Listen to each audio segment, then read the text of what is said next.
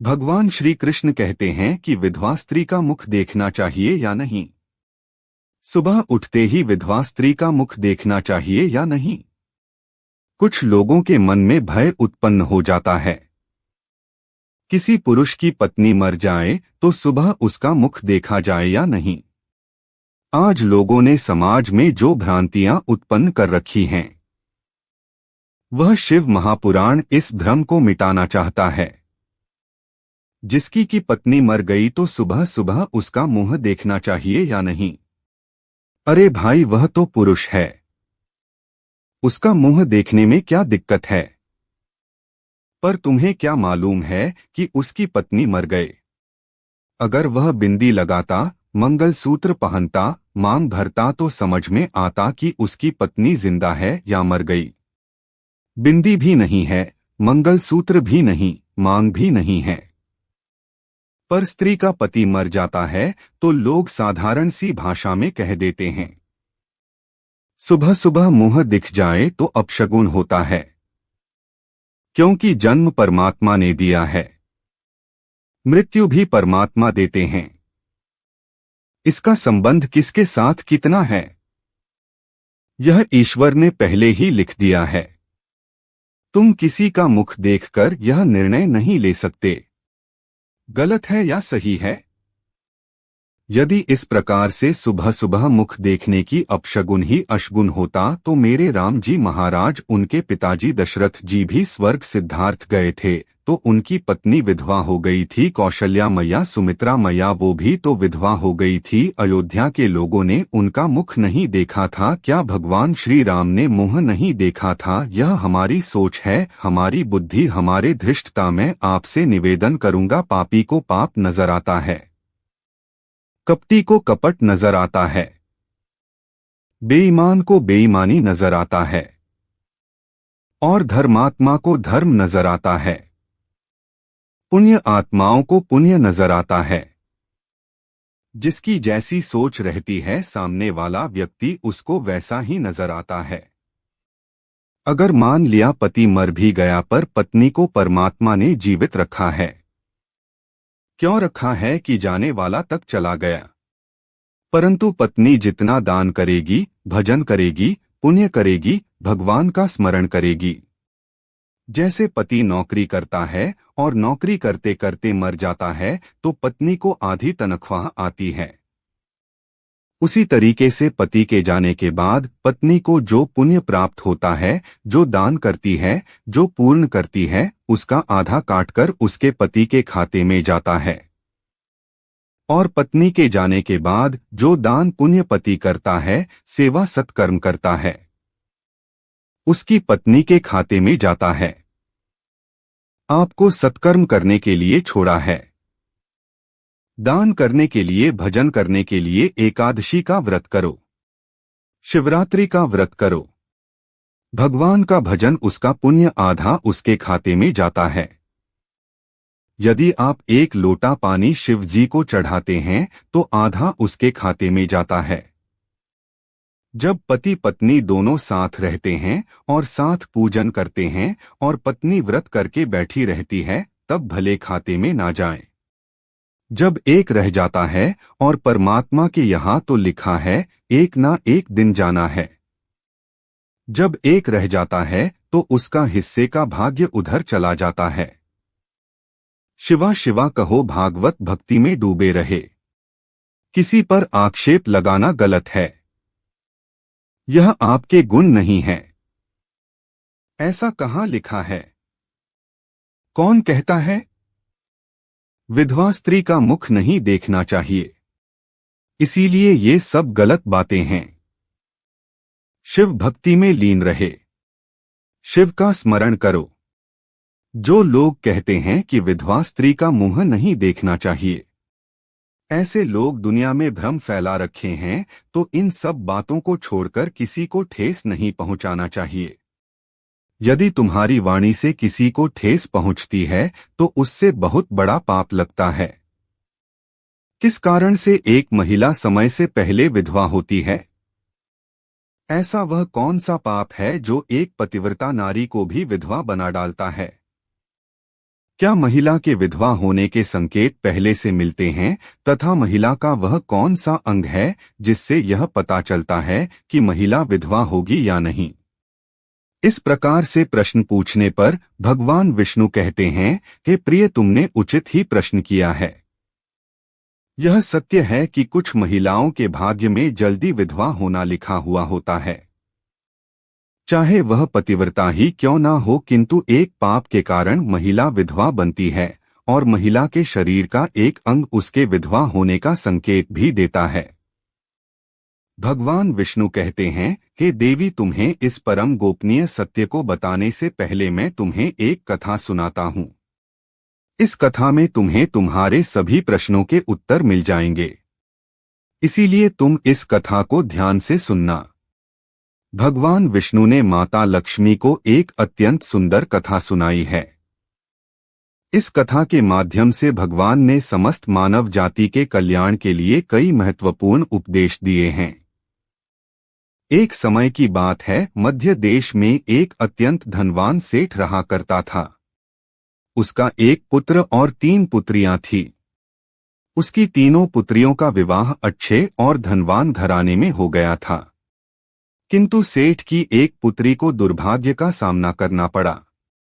उसकी एक पुत्री विवाह के कुछ ही वर्षों के बाद विधवा हो गई और अत्यंत दुख में जीवन बिताने लगी। उस विधवा महिला का नाम था सावित्री। सावित्री अत्यंत सुंदर, गुणवान और पतिव्रता नारी थी, किंतु उसके भाग्य में जो अशुभ लिखा हुआ था वही उसके साथ घटित हो गया। सावित्री के पति ने विवाह के समय केवल सावित्री का सुंदर रूप और उसके पिता की धन संपत्ति देखी थी, जिसका पाप से उसे भी जल्दी ही शरीर का त्याग करना पड़ा। बचपन से ही सावित्री के शरीर के अंगों पर उसके विधवा होने के लक्षण दिखाई दे रहे थे, लेकिन किसी ने उस पर ध्यान नहीं दिया था। सावित्री के पिछले जन्म के कर्मों के कारण उसे इस जन्म में विधवा होना पड़ा था। भगवान विष्णु कहते हैं, हे देवी, अब मैं तुम्हें सावित्री के पूर्व जन्म की कहानी सुनाता हूँ, उसे तुम ध्यान से सुनो। सावित्री का पिछले जन्म में एक ब्राह्मण के घर पर जन्म हुआ था। उसका नाम था गायत्री। वह ब्राह्मण राजा को अत्यंत प्रिय था, जिस कारण से ब्राह्मण का घर धनधान्य से भरा हुआ था। उसके पास बहुत सारी धन संपत्ति थी, जिससे ब्राह्मण बहुत ही उन्मत्त और गर्वित बन गया था। पन्ना की वह ब्राह्मण अपनी पुत्री गायत्री से बहुत प्रेम करता था, क्योंकि उसकी इकलौती पुत्री थी। गायत्री बहुत ही सुंदर थी और पिता के लाड़ प्यार से वह भी बिगड़ चुकी थी। उसके पिता इच्छा को पूर्ण करते थे, उसे कभी किसी चीज की कमी नहीं पड़ने दी। गायत्री ने अपने जीवन में कभी दुख नहीं देखा था और उसे अपनी सुंदरता पर भी अत्यधिक घमंड था। फिर जब गायत्री जवान हुई तो उसके पिता ने उसका विवाह करने का सोचा, लेकिन उसकी एक शर्त थी कि जो भी गायत्री से विवाह करेगा वह उसके साथ उसके पिता के घर में रहेगा, अर्थात घर जमाई बनकर रहेगा। ब्राह्मण ने अपने सभी रिश्तेदारों को यह बात बता दी और चारों तरफ यह बात फैल गई। कई विद्वान और ज्ञानी पंडित गायत्री के घर पर उसे देखने के लिए गए, लेकिन गायत्री ने किसी को भी पसंद नहीं किया। गायत्री ने कई विद्वान ब्राह्मणों को अपमानित करके घर से बाहर निकाल दिया। फिर एक दिन एक अत्यंत सुंदर ब्राह्मण भिक्षा मांगने के लिए गायत्री के घर पर आया, जिसे देखकर गायत्री उस पर मोहित हो गई और अपने पिता से कहने लगी कि वह उसी भिखारी ब्राह्मण से विवाह करेगी। यह सुनकर गायत्री के पिता ने भी स्वीकृति दे दी और उस भिक्षुक ब्राह्मण को गायत्री से विवाह करने के लिए पूछा तो उस भिक्षुक ब्राह्मण ने भी हाँ कर दिया और फिर गायत्री और ब्राह्मण का विवाह संपन्न हुआ। गायत्री विवाह के समय बहुत प्रसन्न थी। उसे उसका मनपसंद जोड़ीदार मिल चुका था। विवाह के बाद कुछ दिनों तक गायत्री अपने पति के साथ बड़े प्रेम से रहने लगी और उसकी सेवा करने लगी। लेकिन कुछ ही दिन बीतने के बाद गायत्री ने अपना असली रंग दिखाना शुरू कर दिया। गायत्री अपने पति को नौकर की तरह समझने लगी।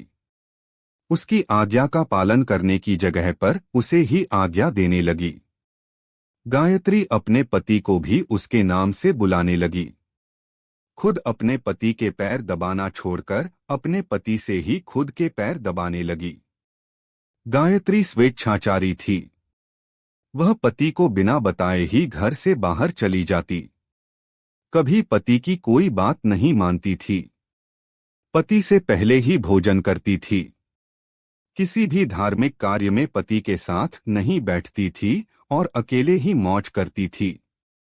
अपनी पत्नी के ऐसे व्यवहार को देखकर गायत्री का पति बहुत दुखी रहने लगा। उसने गायत्री को बहुत समझाने की कोशिश की, लेकिन वह कभी नहीं मानी। गायत्री अपनी ही मनमानी करती रहती थी। गायत्री की माता ने भी उसे समझाने का प्रयास किया कि महिला को अपने पति के साथ ऐसा व्यवहार नहीं करना चाहिए, लेकिन गायत्री अपनी माता की बात कभी नहीं मानती थी और वह जानबूझकर अपने पति को अपमानित करती रहती थी। दिन रात पति की बुराई करना, उसे अपशब्द कहना, उसे नाम लेकर बुलाना आदि प्रकार के निंदा कार्य वह रोज करती थी। गायत्री का पति भी उससे बहुत परेशान हो गया था। फिर एक दिन उसने बहुत विचार किया और गायत्री को छोड़कर जाने का निश्चय किया। गायत्री का पति बिना किसी को बताए ही अपने घर को छोड़कर चला गया। उसने गायत्री का त्याग कर दिया और वन में जाकर तपस्या करने लगा, क्योंकि शास्त्र यही कहते हैं कि बुद्धिमान मनुष्य को दुष्ट और स्वेच्छाचारी पत्नी का त्याग कर देना चाहिए, अन्यथा वह भी उसके पाप का भागीदार बनता है। गायत्री का पति वन में जाकर तपस्या करने लगा। गायत्री ने भी अपने पति को खोजने की कोशिश नहीं की और बड़े मौज से अपने ही घर में रहने लगी। गायत्री की माता ने उसे बहुत समझाया कि वह अपने पति से विनती करके उसे वापस घर पर लेकर आए, लेकिन गायत्री कहती, जाने दो माता, वैसे भी मेरा भीख मांगा पति किसी काम का नहीं है। उससे विवाह करके मैंने उस पर उपकार ही किया था, लेकिन वह मूर्ख मुझे ही छोड़कर चला गया है। ऐसे मूर्ख पति के साथ रहने से अच्छा है मैं अकेली ही रह लूं। मैं इतनी सुंदर हूं कि कोई भी पुरुष मुझसे विवाह कर लेगा। गायत्री की ऐसी बातें सुनकर उसकी माता भी दुखी रहने लगी। उधर गायत्री का पति ध्यान मग्न होकर तपस्या करने लगा और सांसारिक बंधनों से मुक्त होकर ईश्वर की भक्ति में लगा रहा। फिर कुछ दिनों बाद गायत्री के पिता के साथ अशुभ घटना घटी। उसे राजमहल में चोरी करते हुए सिपाही ने पकड़ लिया और राजा को इसकी खबर दी। राजा उस पर बहुत क्रोधित हुए और उसका सारा धन संपत्ति छीनकर उसे कारागृह में डाल दिया। सब कुछ छीन जाने के कारण गायत्री बहुत गरीब हो गई। उसकी माता और गायत्री अब दूसरों के घर पर काम करने के लिए जाने लगे। गायत्री के पिता तो कारागृह में बंद थे, तो उसे और उसकी माता को सारा काम करना पड़ रहा था। तब गायत्री को अकेलापन सताने लगा। घर में कोई पुरुष नहीं था, इसीलिए उनकी सहायता के लिए भी कोई नहीं था। अब गायत्री को अपने पति की याद आने लगी, लेकिन गायत्री का पति तो वन में सन्यासी बनकर बैठा था। फिर गायत्री अपने पति को ढूंढने के लिए वन में चली गई, लेकिन उसे उसका पति कहीं पर भी नहीं मिला। वह वन में हर तरफ घूमने लगी, लेकिन उसे उसका पति नहीं मिला। फिर वह एक जगह पर विश्राम करने बैठी तो अचानक उस स्थान पर एक शेर आ गया और उसने गायत्री पर हमला कर दिया और उसी क्षण गायत्री के प्राण चले गए। मृत्यु के बाद 2 यमदूत गायत्री को घसीटते हुए यमलोक ले गए। यमलोक में जब गायत्री यमराज के सामने जा पहुंची तो यमराज ने उसके पाप और पुण्य का मूल्यांकन किया। यमराज कहने लगे, यह तो अत्यंत पापी महिला है। इसने कभी अपने पति का सम्मान नहीं किया। इसने बार बार केवल अपने पति का अपमान ही किया है। यह उसका नाम लेकर बुलाती थी और अपने पति के साथ नौकर की तरह व्यवहार करती थी। ऐसी दुष्ट महिला को तो नरक में भेजना चाहिए। फिर गायत्री नरक में चली गई। अनेक वर्षों तक नरक में सजा भुगतने के बाद गायत्री को अपने पूर्व जन्म के कर्मों का प्रायश्चित करने के लिए फिर से मनुष्य जन्म प्राप्त हुआ। जो पाप गायत्री ने किया थे, उसी पाप के कारण गायत्री के शरीर पर विधवा होने के लक्षण प्रकट हुए थे। भगवान विष्णु कहते हैं, हे देवी, अब मैं तुम्हें उन चिन्हों के बारे में बताता हूँ। जिस महिला के अंग पर ऐसे चिन्ह प्रकट होते हैं, वह महिला समय से पहले विधवा होती है। भगवान विष्णु कहते हैं, हे देवी, यदि किसी महिला के पैर पसीने से रहित हो, उस पर नशे दिखाई ना देती हो, उसके पैर चिकने तथा कोमल हो, तो वह महिला सुख भोगने वाली तथा ऐश्वर्यशाली नहीं होती। यदि महिला के पैर का अंगूठा गोल मांसल हो, तो वह महिला पतिव्रता एवं ऐश्वर्यशालिनी होती है। यदि महिला के पैर के अंगूठे पर नशे दिखाई देती हो, तो वह दुर्भाग्य से युक्त व्यभिचारिणी होती है। बहुत छोटे अंगूठे वाली महिला क्लेश करने वाली और दुहक भोगने वाली होती है। अंगूठा यदि चपटा हो, तो वह महिला गर्भधारण क्षमता में दुर्बल होती है। यदि किसी महिला के पैर की तर्जनी उंगली अंगूठे से भी भरी हो, तो वह स्वच्छंद कम कर अर्थात अनेक पुरुषों से संबंध बनाने वाली होती है। यदि किसी महिला के पैर की उंगलियां परस्पर मिली हुई हो, एक दूसरे के नजदीक हो, उंगलियां गोल एवं सीधी हो और नाखून पतले एवं छोटे हो, तो ऐश्वर्यशालिनी होती है और ससुराल में सुख भोग है। अब मैं विधवा महिला के पैर के लक्षण बताता हूँ। यदि किसी महिला के पैर का अंगूठा बहुत बड़ा हो और आगे से गोल हो, उसके नाखून टेढ़े-मेढ़े हो, अंगूठे पर नशे दिखाई देती हो, तो उसे महिला के विधवा होने के योग बनते हैं। यदि महिलाओं की आंख बहुत बड़ी हो, तो मृत्यु पर्यंत दुहक भोगने वाली होती है। और यदि महिला के पैर मांस रहित हो, तो ससुराल के भाग्य को नष्ट कर देती है।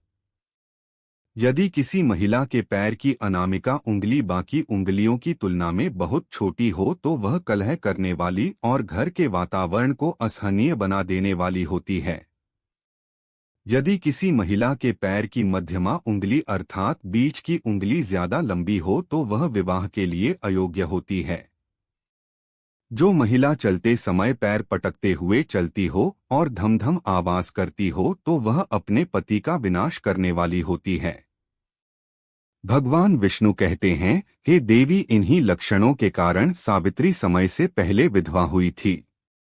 पिछले जन्म के कर्मों के कारण ही महिला के विधवा होने के योग बनते हैं। जो महिला अपने पति का अपमान करती है, उसका नाम लेकर बुलाती है तथा उसके भोजन करने से पहले ही भोजन करती है, तो वह महिला निश्चित ही समय से पहले भी होती है। एक पतिव्रता महिला कभी किसी का अपमान नहीं करती, कभी उसे नाम लेकर नहीं बुलाती और सदैव पति से एकनिष्ठ रहकर उसकी इच्छा के अनुसार चलती है। उस महिला की कभी दुर्गति नहीं होती और वह मृत्यु के पश्चात मेरे लोक को प्राप्त करती है। आज की प्रवचन अच्छी लगी हो तो वीडियो को लाइक करें और ऐसे ही प्रवचन सुनने के लिए चैनल को सब्सक्राइब करें।